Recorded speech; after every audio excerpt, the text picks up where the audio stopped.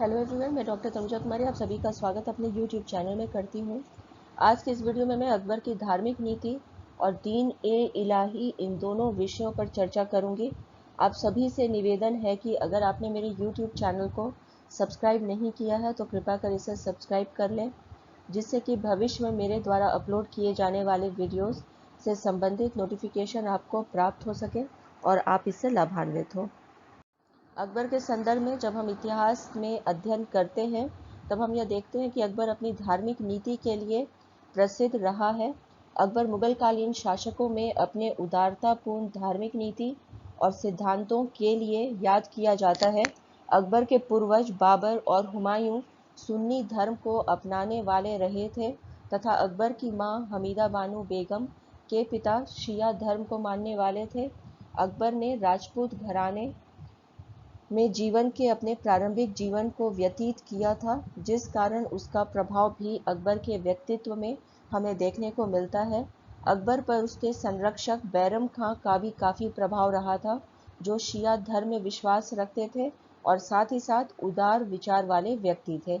अकबर के शिक्षक अब्दुल लतीफ़ भी एक उदार व्यक्तित्व के व्यक्ति थे। उनके उदार विचारों का प्रभाव भी अकबर पर रहा था। अकबर प्रारंभ से ही संतों और सूफियों के संपर्क में रहा था तथा शेख मोइनुद्दीन चिश्ती की दरगाह पर वह सदा जाया करता था और इन्हीं सब कारणों से अकबर के धार्मिक नीति के निर्माण का हम कह सकते हैं कि नींव भी पड़ा था। पिछले वीडियो में मैंने अकबर के धार्मिक नीति के अंतर्गत जो कदम उठाए गए थे उसके विषय में आप लोगों से चर्चा किया था। आज के इस वीडियो में मैं अकबर की धार्मिक नीति के अंतर्गत जो अन्य कदम उठाए गए थे उस पर चर्चा करूंगी। इसी के साथ मैं दीन ए इलाही की विशेषताओं पर भी चर्चा करूंगी। अकबर की धार्मिक नीति के क्या प्रभाव रहे थे उसके विषय में भी आगे आप लोगों से इस वीडियो में बात करूंगी। अकबर के धार्मिक नीति के अंतर्गत उसके कार्यों के विषय में यदि बात की जाए तो इसमें धार्मिक स्वतंत्रता भी एक है। अकबर ने अपनी धार्मिक नीति के अंतर्गत ऐसी व्यवस्था की थी कि सभी धर्मों के लोगों को धार्मिक स्वतंत्रता प्राप्त हो। अकबर ने अपने धार्मिक नीति के अंतर्गत यह व्यवस्था की थी कि हिंदू धर्म ग्रंथों से सभी लोग परिचित हो सके और यही कारण है कि अकबर के द्वारा रामायण, महाभारत, गीता का संस्कृत से फारसी में अनुवाद करवाया गया था। अकबर ने अपने धार्मिक नीति के अंतर्गत हिंदू धर्म के लिए महत्वपूर्ण मंदिरों के संदर्भ में यह व्यवस्था की थी कि हिंदू अपने आवश्यकता और इच्छा अनुसार नए मंदिर बना सकते हैं, पुराने मंदिरों की मरम्मत करा सकते हैं और साथ ही साथ हिंदू मंदिर को नष्ट करने पर भी रोक लगा दिया गया था। अकबर की धार्मिक नीति के अन्य जो कार्य रहे थे यदि उसकी हम बात करें तो इसमें गौ हत्या पर प्रतिबंध भी आता है। अकबर ने हिंदू धर्म के अंतर्गत गाय के महत्व को देखते हुए धार्मिक निधि की व्यवस्था की थी, गौ हत्या पर प्रतिबंध लगा दिया था। साथ ही साथ उसने खुद भी गौ मांस का सेवन करना बंद कर दिया था। अकबर ने जबरन धर्म परिवर्तन पर भी प्रतिबंध लगा दिया था। अकबर ने कुछ बालकों जिन्होंने धर्म परिवर्तन कर लिया था उसके संदर्भ में यह व्यवस्था की थी कि वे पुनः हिंदू धर्म को अपना लें। साथ ही साथ धर्म परिवर्तन में सरकारी प्रोत्साहन को समाप्त कर दिया था। इस प्रकार हम देखते हैं कि अकबर की धार्मिक नीति उसकी प्रशासनिक कुशलता का परिचायक है। हम यह भी देखते हैं कि अकबर की धार्मिक नीति उससे धार्मिक उदारता और सहिष्णुता का भी परिचायक रहा है। अकबर के रिलीजियस पॉलिसी के संदर्भ में जब भी हम चर्चा करते हैं इसमें दीन ए इलाही का जो सिद्धांत अकबर के द्वारा अपनाया गया था यह सबसे प्रमुख स्थान इसमें रखता है। अकबर ने अपने दीन ए इलाही के अंतर्गत कई सिद्धांतों का समावेश किया था। दीन ए इलाही का प्रमुख सिद्धांत एकेश्वरवाद का था, जिसके अनुसार संसार में एक ही धार्मिक शक्ति है और अकबर उसका खलीफा है। दीन ए इलाही के सदस्य आपस में मिलने पर अल्लाह उ अकबर कहकर एक दूसरे को अभिवादन किया करते थे।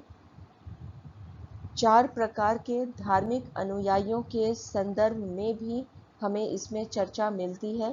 दीन ए इलाही में पहला वर्ग ऐसा था जो राजा को अपनी संपत्ति सौंप देता था। दीन इलाही में दूसरा वर्ग ऐसा व्यक्तियों का रहा था जो राजा को अपनी संपत्ति और जीवन सौंप देता था। दीन इलाही में तीसरा वर्ग ऐसे व्यक्तियों का था जो राजा को अपनी संपत्ति, जीवन और प्रतिष्ठा सौंप देते थे। दीन इलाही में चौथा वर्ग ऐसे व्यक्तियों का था जो राजा को अपनी संपत्ति, जीवन, प्रतिष्ठा और धर्म सौंप देते थे। दीन इलाही में प्रत्येक सदस्य अपने वर्षगांठ पर अन्य सदस्यों को भोज दिया करता था। दीन इलाही के अन्य सिद्धांत जो रहे थे, यदि उनकी हम बात करें तो इसमें हमें यह जानकारी मिलती है कि दीन इलाही में यह व्यवस्था थी कि भोज जीवन काल में ही दे दिया जाना चाहिए, न कि मरने के बाद जैसा कि पहले हुआ करता था। दीन इलाही में प्रत्येक सदस्य को कुछ दान देना होता था।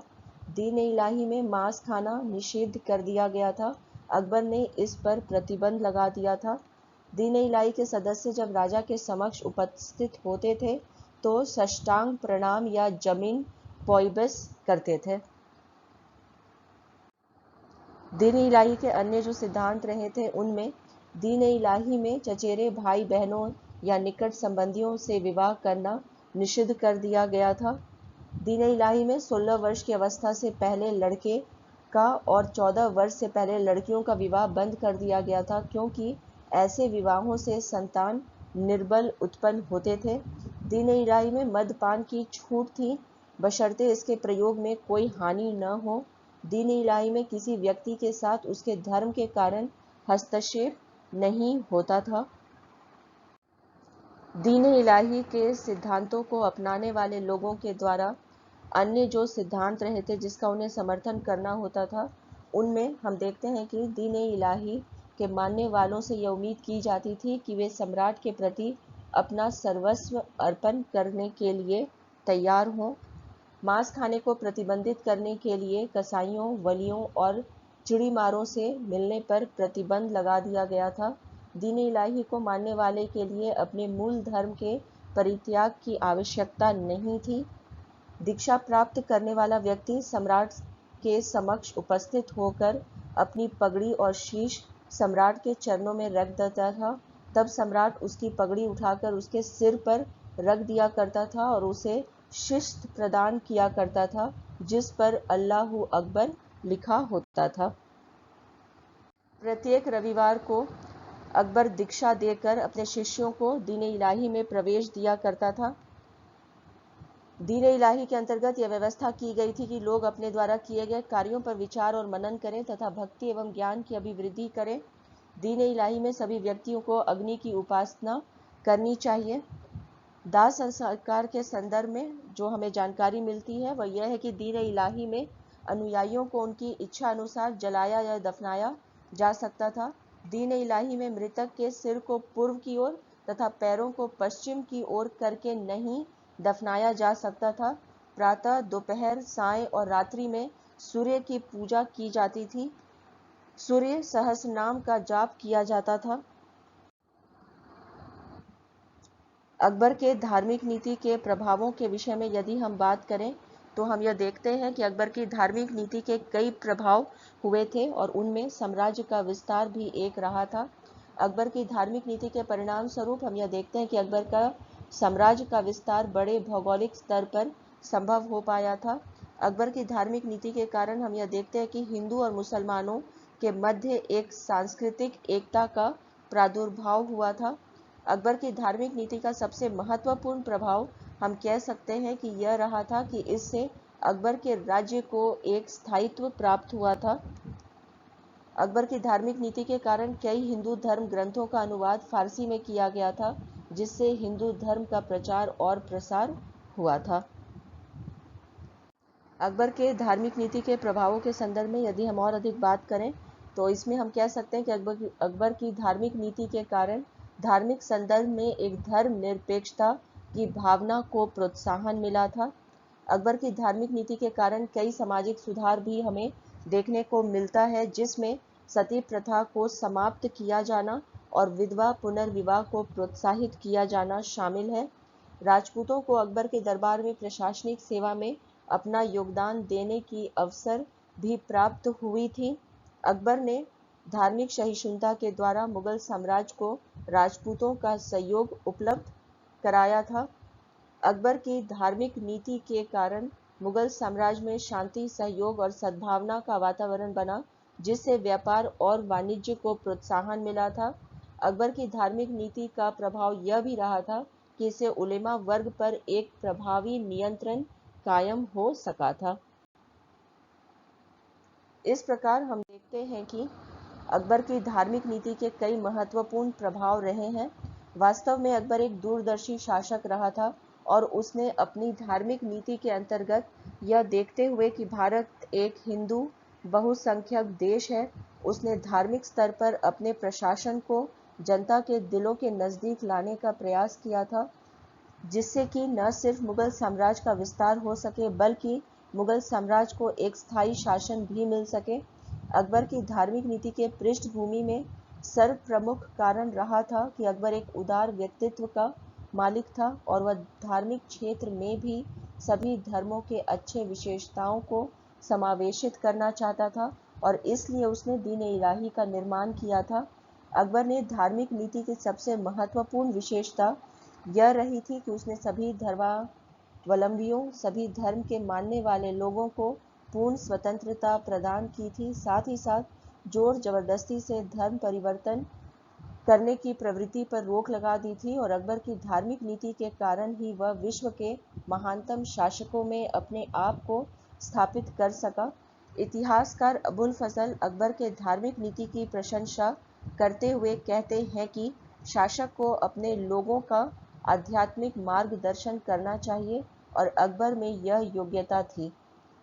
अगर आप लोगों को आज का ये वीडियो अकबर के रिलीजियस पॉलिसी के संदर्भ में पसंद आया हो तो प्लीज़ इसे लाइक करें और शेयर करें तथा मेरे YouTube चैनल को सब्सक्राइब करें। Thank you. Stay connected.